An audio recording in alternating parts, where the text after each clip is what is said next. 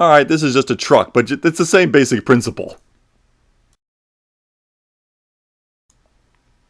Uh-oh. Uh-oh. Looking bad.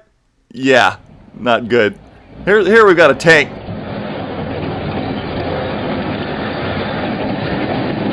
Бляха-муха, ёб твою мать, а? Всё. Танк заезжает, смотри.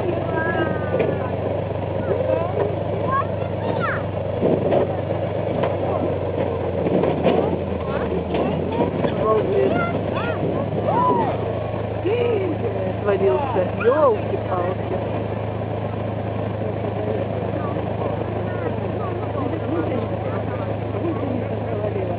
Что будет? Свалился с той стороны. Капец. Yeah, do you know what that last tank driver could see? Snowflakes.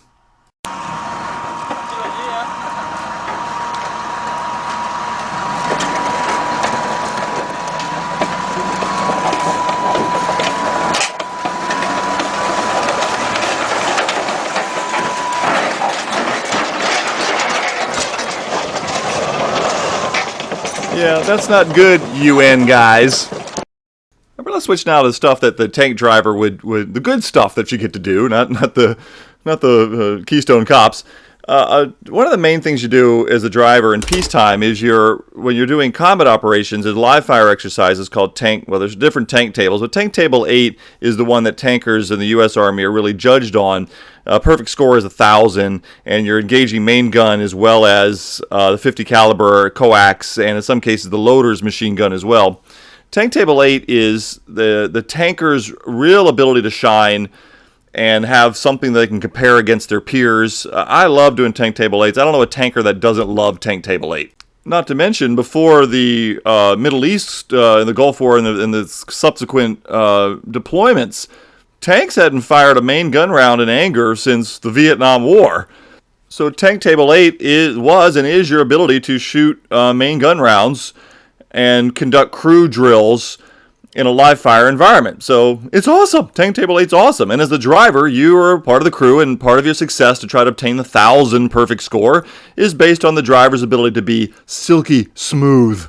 The driver doesn't have to do much on Tank Table VIII, but what little you got to do, you've got to do well. It's all for the driver about being silky smooth, and your starts and your stops, because their starts and stops are pretty brief usually. When I was a driver in the M1 on Tank Table VIII, I took a great deal of pride in making sure that my movement was very smooth so that the gunner's aim wouldn't be thrown off. In fact, I won an Army Achievement Medal, an AAM medal, for scoring a 980 on Tank Table VIII one time. We were the highest scorer in the battalion.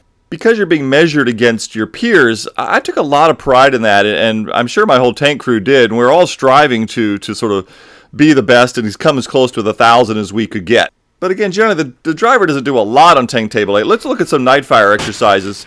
Most of the time you're sitting at a berm or you're sitting in a set firing position, there is a movement portion to Tank Table VIII. But most of what the driver's doing, and we're not really seeing on the video here, but is you're only about 10 feet or 15 feet from the firing position, and the tank commander will say, driver move out. And then your other commander you'll get is driver stop. And driver back up. That's it. He's saying other things, giving commands to the loader and the gunner. But for the driver, it's driver move out, driver stop, driver back up. That's it, right? It doesn't sound that complicated. But as you stop, the M1 can really lurch when you stop. So you need to take that thing, take off in a nice, smooth way. And then more importantly, stop right, because that gunner, that you're being timed and all this. So the gunner has to be able to acquire the target very quickly. One of the buttons we haven't covered on the driver's control panel is that one right there. It's tactical idle. And you definitely use tactical idle on Tank Table VIII. Tactical idle makes your tank go from 950 RPMs, its normal idling speed, up to 1,500 RPMs. And the net effect here is that your turbine is all spun up, so that as soon as you let off the brake and apply a little bit of gas, it's ready to go. There's no sort of delay. And that split-second difference helps you engage those targets more quickly on Tank Table VIII.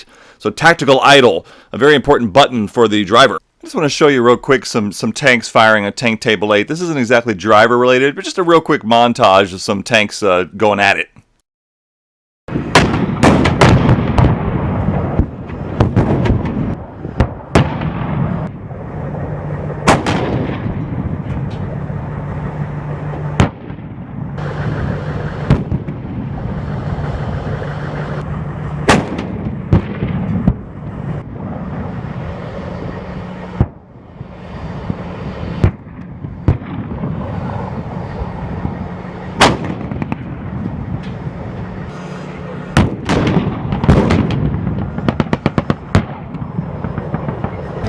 Table VIII qualifying is a crucial trial for tank crews that will evaluate their ability to put steel on target.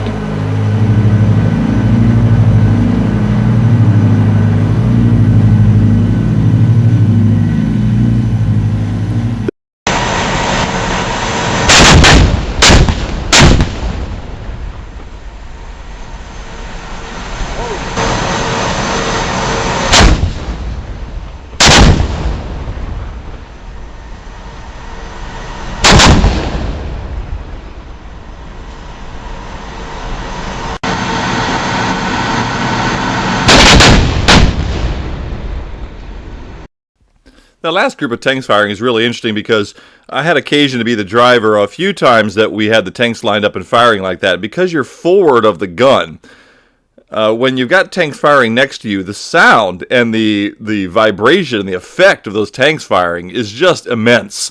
When you're lined up like that, the feeling and sort of the awe, the shock and awe of the guns was unlike anything else I'd experienced when I was in the Army in a tank.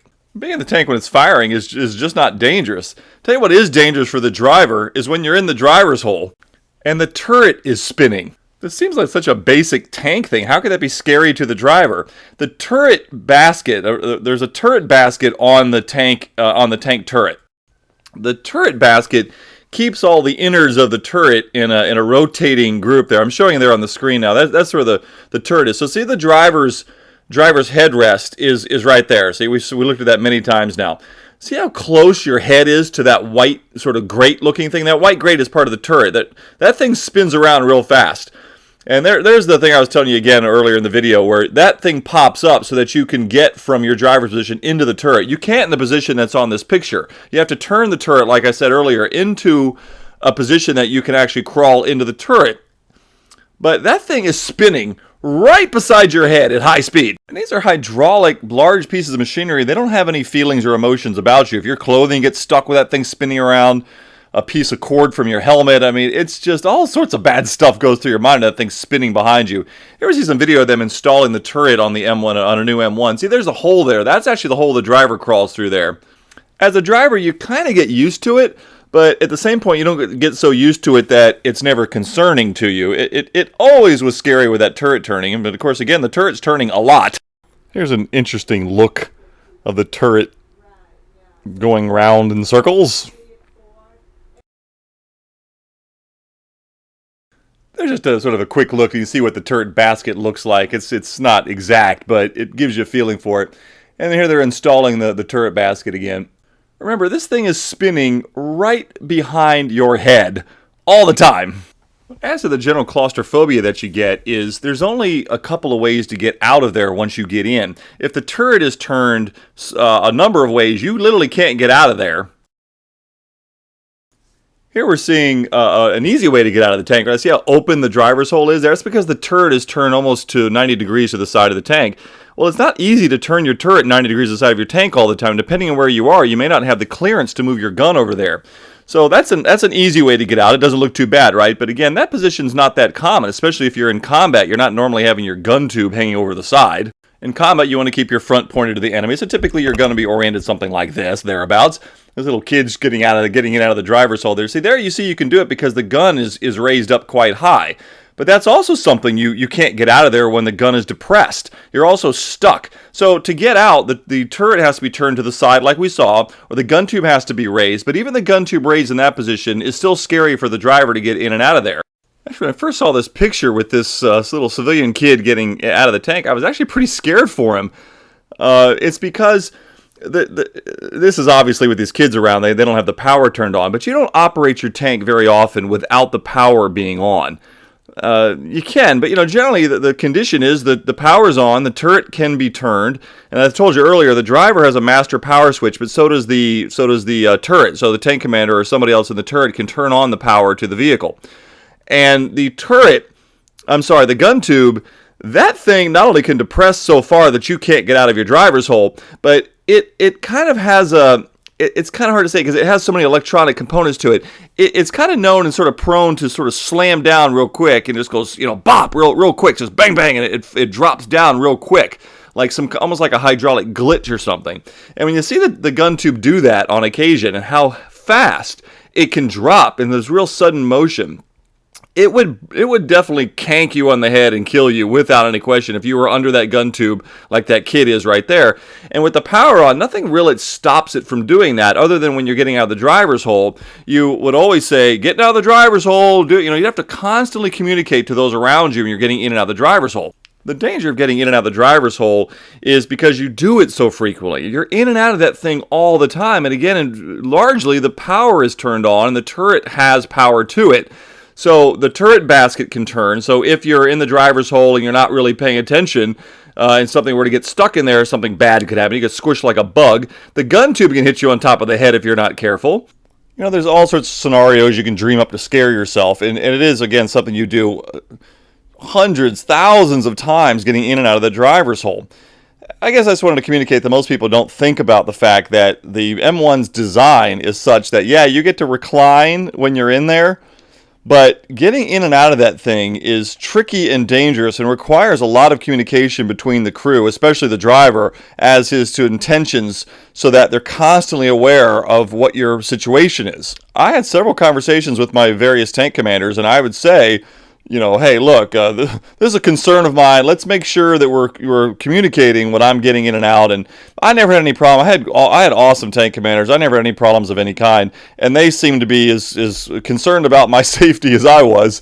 So I never had any accidents. I never heard of anybody having an accident with it. But again, we were a frontline active duty unit. We weren't part-timers. Not to say anything against part-timers, but the M1 can be a very unforgiving piece of machinery if you're not actively training and working on it all the time. Speaking of training, firing the main gun and doing all that nice hardcore stuff is all good and fine, but that's not mostly what the driver does. The driver is the person who is primarily responsible for the maintenance of the tank. That's, daily crew levels, maintenance levels. And that includes busting track, that includes the suspension, track tension, cleaning the air filters. The M1's air filters are pretty interesting. I could not find one picture anywhere on the internet to show you a picture of the air filters. They're about 3.5 feet long. There's like 3 or 4 of them or something. But anyway, they're shaped like wedges of cheese.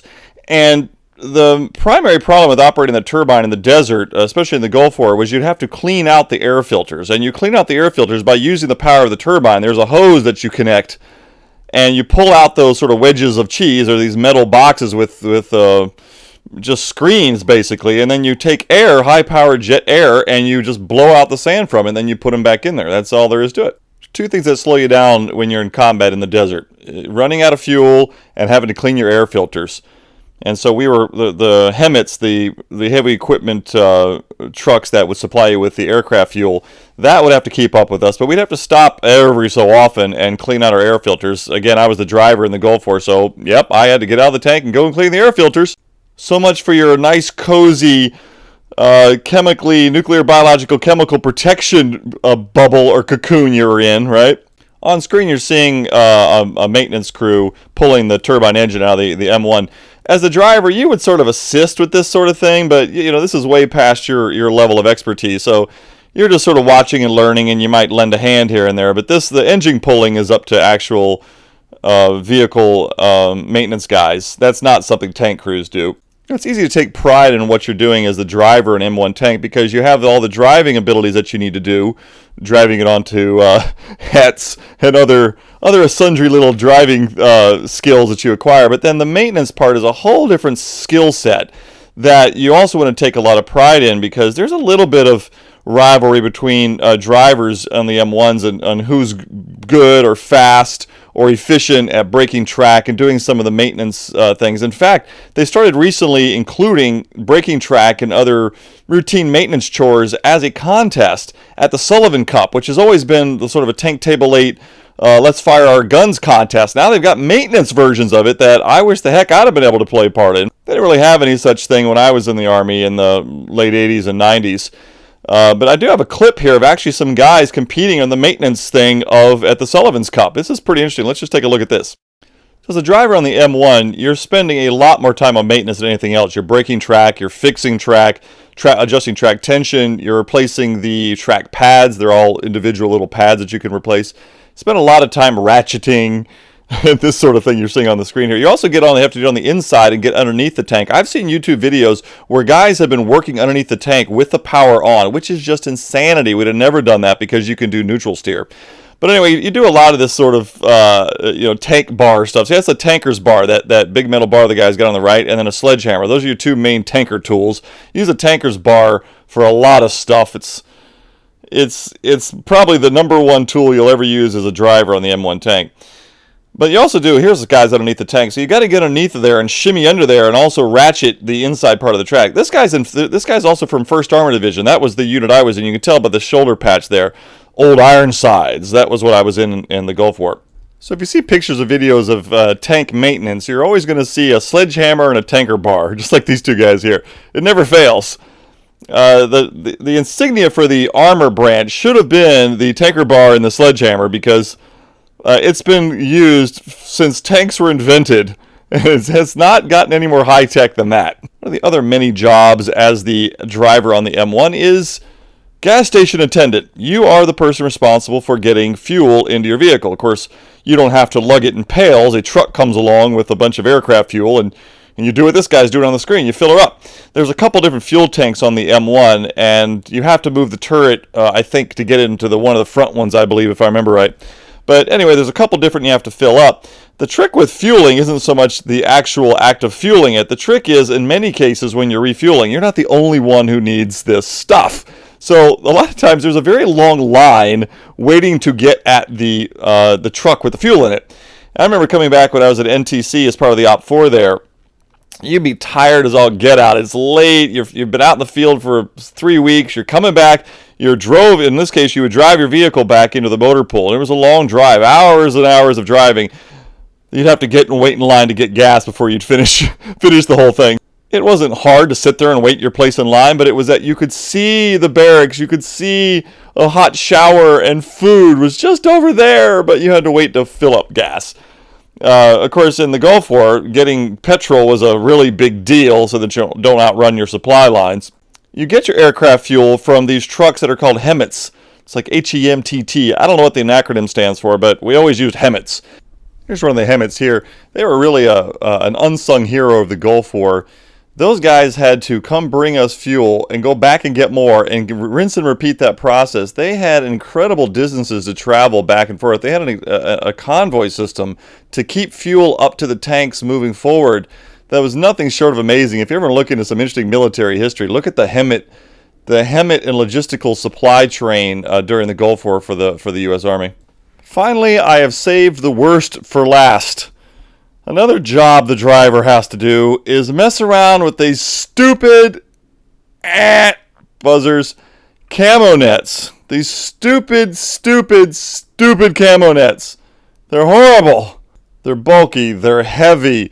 The wind, any kind of wind knocks those things down. You can never get the little poles and the little spreaders right. They're just idiotic. I'm in a tank. I want to move to contact. I don't want to be sitting up with camo nets trying to hide. The whole thing sucks. Thank goodness I never needed any camo nets in the Gulf War. I was mostly using these camo nets when I was at the Op 4 at NTC. We didn't do it a lot because they didn't put us through a lot of that, excuse my French, happy horse shit. They left that stuff up to the Blue Force. But I one time had a lieutenant who decided to get on our tank and decided it was a great idea that we were sitting in a defensive position and we should put up these camo nets. New lieutenant right out of West Point. And yeah, you got to do what the guy says, but we never put up camo nets. They're horrible. Anyway, so we put up the stupid camo nets. Where's Lieutenant? He's not helping us put up the camo nets. Hell no! He's long gone having a coffee in a tent somewhere. Worst part is you need a couple of guys to even have any prayer of doing these sort of things successfully. And I was always doing it by myself because the loader, who's the guy supposed to be helping you, is always been tasked to go wash dishes or do some stupid job. He's never around to do any tank maintenance. Here's a picture of some of the spreader poles. These things give me bad memories. I've got camo nightmares. Those are some of the poles used. There they are assembled so that you push it up against the camo, and you know they just don't work very well. Any kind of stiff breeze and away they go. This camo stuff is a holdover from World War II before thermal imaging anyway. The whole thing just felt like one of these, army nonsensical things to be doing. But as you can tell from this video, other than the camo nets, being the driver was a lot of fun. Well, we reached the end almost an hour later talking about the driver in the M1. I do think this is unique on the internet, though. It's everything I could think of that the driver in an M1 tank goes through. Hopefully you've enjoyed it, and again, I'll see you soon for the next episode. Phone booth, baby. Number scratched on the wall. I'm new in Chicago.